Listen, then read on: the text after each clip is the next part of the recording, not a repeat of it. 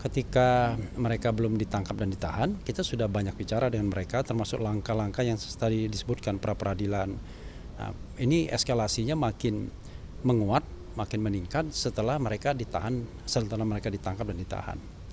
Karena kalau sudah ditangkap dan ditahan, ya tentu kita berupaya melakukan upaya-upaya yang paling mungkin agar kemudian penangkapannya dinyatakan tidak sah dan penahanannya kemudian bisa ditangguhkan atau tidak ditahan di tingkat ketika pelimpahan mereka ke Kejaksaan Negeri Jakarta Selatan. Ini targetnya untuk pengajuan penangguhan penahanannya akan dilakukan kapan? Sudah ada?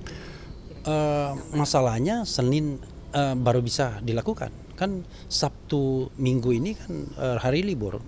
Nah, cuma masalahnya adalah Senin kami mendengar akan ada pelimpahan.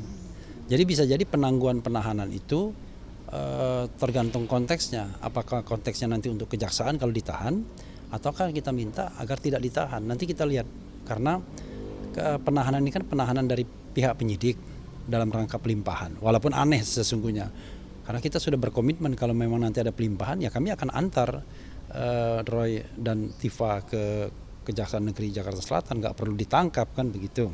Tetapi ini kan ditangkap dulu, ditahan dulu, kemudian mereka kemudian mengalami katakanlah sakitnya kambuh ya kan, bukan karena dibuat-buat, memang rekomendasi dokter agar mereka dirawat inap. Karena Mas Roy punya penyakit bawaan, kemudian Dokter Tifa juga punya penyakit bawaan yang kemudian kambuh ketika kejadian kemarin, terutama Dokter Tifa yang kita tahu pada hari H itu dia ada ujian seminar hasil dari disertasinya. Bisa bayangkan stresnya. Kita tidak ada kasus seperti ini saja menghadapi ujian disertasi ya pasti stres. Apalagi di hadapan 11 atau 12 orang, 11 orang begitu. Tidak gampang. Ini posisinya di mana Pak Roy dan Bu Tifa? Di Rumah Sakit Kramat Jati, Polri. Karena atas rekomendasi dokter disarankan mereka rawat inap gitu. Oke. Baik. Untuk kondisi kesehatannya setelah dirawat inap mungkin semalam ini? Ya tentu kalau kita update sampai semalam, ya semalam justru pada kondisi yang memang harus dirawat inap, terutama Dokter Tifa yang harus diinfus ya, dia mendapatkan infus.